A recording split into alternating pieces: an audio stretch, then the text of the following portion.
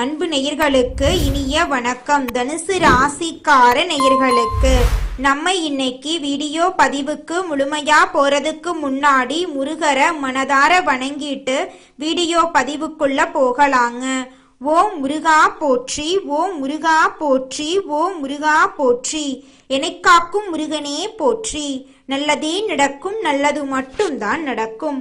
நம்மளோட தனுசு ராசிக்காரங்களுக்கு நட்பு வட்டம் பெரிய லெவல்ல இருக்குதுங்க. ஏன் அப்படின்னு பார்த்தீங்கன்னா, நம்மளோட தனுசு ராசிக்காரங்க இவங்க பேசக்கூடிய நபர் படிச்சவங்களா படிக்காதவங்களா, ஏழையா பணக்காரனா, உயர்ந்தவனா தாழ்ந்தவனா அப்படிங்கிற பாகுபாடெல்லாம் இவங்க பார்க்க மாட்டாங்க. அதனால தாங்க இவங்களோட நட்பு வட்டம் பெரிய லெவல்ல இருக்குதுங்க. இவங்களை பொறுத்த வரைக்கும் தன்னோட வாழ்க்கையில எவ்வளவு பிரச்சனை வந்தாலும் அதை பத்தி துளி கூட கவலைப்பட மாட்டாங்க. ஆனா நெருங்கிய உறவின் வாழ்க்கையில ஒரு பிரச்சனை வருதுன்னு வச்சுக்கங்க, ஓடி போய் உதவி செய்யக்கூடியவங்களாம் இவங்க இருப்பாங்க. இவ்வளவு அருமையான நற்குணங்களை கொண்ட தனுசு ராசிக்கார அன்பர்களே, எல்லாரும் ஆரோக்கியமா இருக்கீங்களா? ஏங்கம்மா நீங்க வர எங்களை பார்த்து இப்படி ஒரு கேள்வி கேட்குறீங்களே, எங்களை பார்த்தா ஆரோக்கியமா இருக்கிற மாதிரியா தெரியுது அப்படின்னு உங்க மனசுல நினைக்கிறது எனக்கு புரியுதுங்க. தனுசு ராசிக்காரர்களே, உங்க வாழ்க்கையில இருக்கக்கூடிய இந்த கஷ்டமான சூழ்நிலை எல்லாமே இனி வரக்கூடிய காலங்கள்ல காணல் நீரா மறைய போகுது. உங்க வாழ்க்கையே அருமையான வாழ்க்கையாக மாறப்போகுது. இது நாள் வரைக்கும் உங்களை வேண்டாம் என்று உதறி தள்ளிட்டு போன சொந்த பந்தங்கள் எல்லோருமே இனி வரக்கூடிய காலங்கள்ல உங்களை தேடி வரப்போறாங்க. உங்க குடும்பத்துல சுபகாரியங்கள் அடுக்கடுக்கா நடக்க போகுது. உங்களுடைய உடல்நிலை ஆரோக்கியமா இருக்க போகுதுங்க. திருமணமாகாதவர்களுக்கு திருமண தடை நீங்கி உங்களுக்கேற்ற சரியான வாழ்க்கை துணையோடு உங்களுக்கு திருமணம் நடக்க போகுதுங்க. குழந்தை பாக்கியம் இல்லாதவர்களுக்கு குழந்தை பாக்கியம் கிடைக்க போகுதுங்க. தனுசு ராசிக்காரர்களே, ராகு பகவான் 18 வருஷத்துக்கு அப்புறம் அடங்காதவரா மாற போறார். இவர் உங்கள் வாழ்க்கையில பெரிய மாற்றத்தை ஏற்படுத்த போறார். உலகத்தில் இருக்கக்கூடிய தொழிலதிபர்கள் பணக்காரர்களின் ஜாதகத்துல ராகுவுக்கு முக்கிய பங்கு இருக்கு. களி உலகத்துல ராகு நன்மை செஞ்சா தரையில் இருப்பவரையும் வானளவு உயர்த்துவாரு. தீமை செஞ்சா வானத்துல இருப்பவரை தரையில தள்ளவும் முடியும். ராகு பகவான் குருவின் நட்சத்திரத்தை விட்டு விலகி சதய நட்சத்திரத்துல பிரவேசம் செய்ய போறாரு.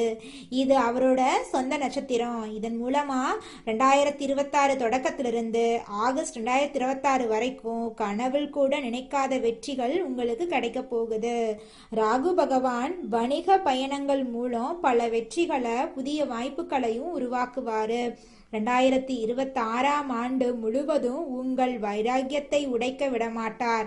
இலக்கை அடைய உங்களை தூண்டிக்கொண்டே இருப்பாரு.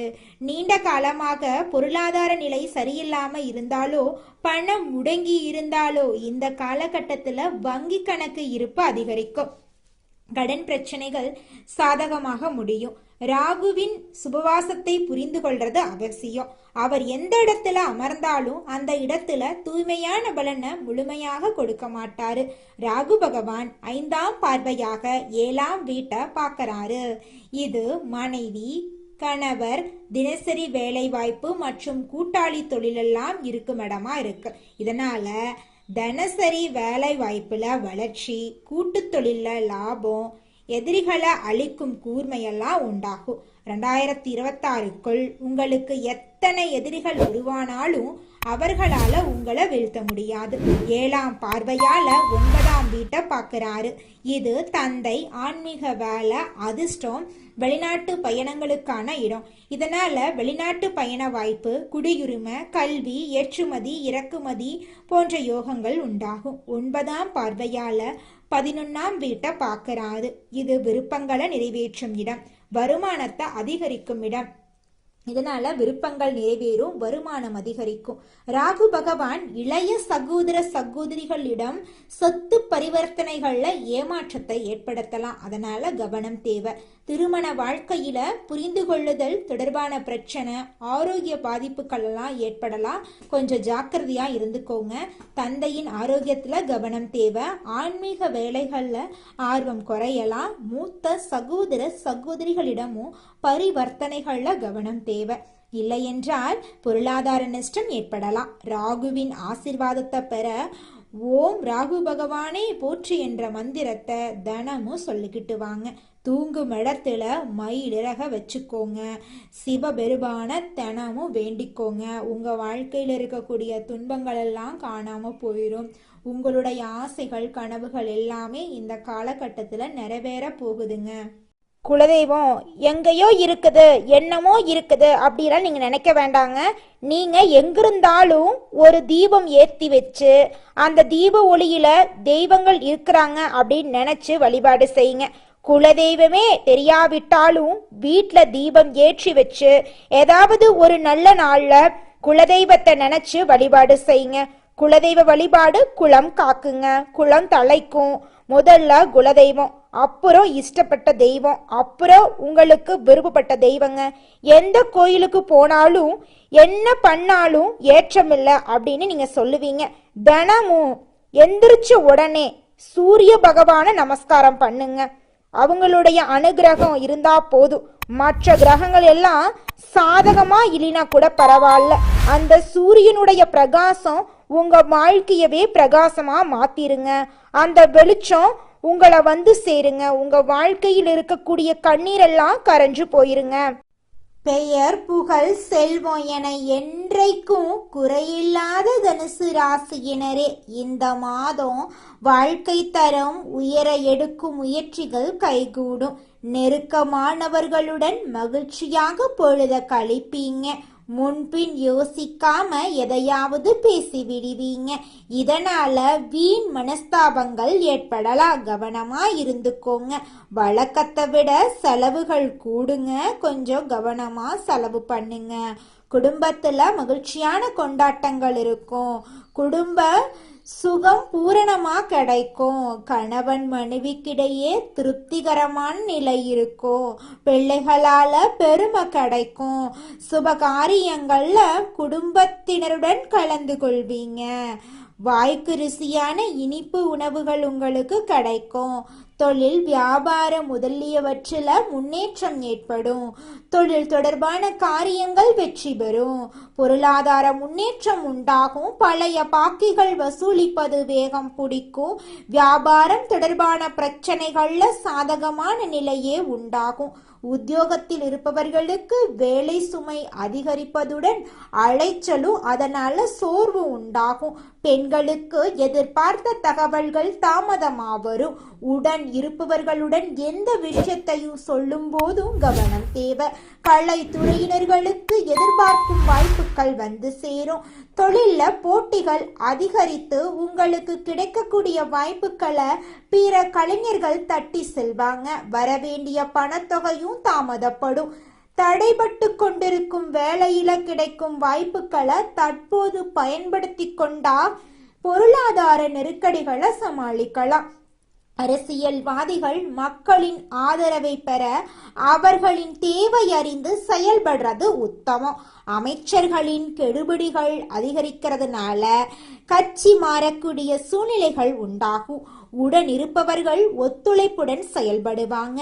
எந்த ஒரு காரியத்திலும் உங்களுக்கு வெற்றி கிடைக்கும். மாணவர்களுக்கு திறமையாக செயல்பட்டு கல்வியில முன்னேற்றம் காண்பாங்க. கூடுதல் நேரம் படிக்கக்கூடிய காலமாக இந்த காலம் உங்களுக்கு அமைஞ்சிருக்குதுங்க மாணவ செல்வங்களே. இந்த உலகத்துல யாருங்க கோடீஸ்வரன்? கோடி கோடியா பணம் வச்சிருக்கிறவங்களா, பிடிச்ச உணவுகளை சாப்பிட்றவங்களா, பிடிச்ச உறவுகள் கிட்ட பேசுறவங்களா? இதுல யாருமே கோடீஸ்வரன் கிடையாதுங்க. யார் ஒருத்தவங்க நோய் நொடி இல்லாம மனக்கவலை இல்லாம நிம்மதியா தூங்குறாங்களோ அவங்க தாங்க இந்த உலகத்திலேயே சிறந்த கோடீஸ்வரன். அப்பேற்பட்ட கோடீஸ்வரன் ஆகக்கூடிய யோகம் உங்களுக்கு இந்த மாதம் அமைஞ்சிருக்குதுங்க. உங்க வாழ்க்கையில இனி வரக்கூடிய காலங்கள்ல கவலை கண்ணீர் அப்படிங்கிற பேச்சுக்கெல்லாம் துளி கூட இடம் கிடையாதுங்க. இது நாள் வரைக்கும் உங்களுடைய மனசில் இருந்த மனக்கவலைகள் எல்லாம் இனி வரக்கூடிய காலங்கள்ல காணாம போகுதுங்க. நீங்க சந்தோஷமான ஆரோக்கியமான வாழ்க்கைய இனி வரக்கூடிய காலங்கள்ல வாழ போறீங்க. உங்க வாழ்க்கையில சந்தோஷம் நிலைச்சிருக்க போகுதுங்க. நீங்க இந்த நிமிஷம் வரைக்கும் உங்களுக்காக வாழ்க்கைய வாழறதே கிடையாதுங்க. உங்களை சுத்தி இருக்கிறவங்களுக்கு பயந்து தாங்க வாழ்க்கைய வாழ்ந்துக்கிட்டு இருக்கீங்க. நாம இந்த செயலை செஞ்சா நம்மளை சுத்தி இருக்கிறவங்க நம்மளை பத்தி தப்பா நினைச்சிருவாங்களோ, இந்த சொன்னா நம்மளை பத்தி அவங்க தப்பா நினைச்சிருவாங்களோ அப்படின்னு அடுத்தவங்களை கண்டு பயந்து வாழ்க்கையில எந்த ஒரு செயலையும் செய்யாம ஒரே இடத்துல நீங்க முன்னேறாம நின்றுக்கிட்டு இருக்கீங்க. இனி வரக்கூடிய காலங்களையாவது யாரை கண்டும் அச்சப்படாம கடவுளை கண்டு மட்டும் பயந்தா மட்டும் போதுங்க. வேற யாரை கண்டும் நீங்க பயப்பட வேண்டாம். கடவுள் இந்த உலகத்துல உங்களை எதுக்காகங்க படைச்சிருக்காரு? உங்களுக்காக நீங்க வாழணும் அப்படிங்கறக்காக தான் படைச்சிருக்காரு. உறவுகளுக்காகவும் நண்பர்களுக்காகவும் உங்களுடைய வாழ்க்கைய நீங்க தியாகம் பண்றது நியாயம் கிடையாதுங்க. உங்களுக்காக உங்க வாழ்க்கைய வாழ கத்துக்கோங்க. வாழ்ற வாழ்க்கை ஒரு முறை தாங்க. அந்த வாழ்க்கைய உங்களுக்காக வாழ கத்துக்கோங்க. நல்லதே நடக்கும், நல்லது மட்டும் தான் நடக்கும். நன்றி, வணக்கம்.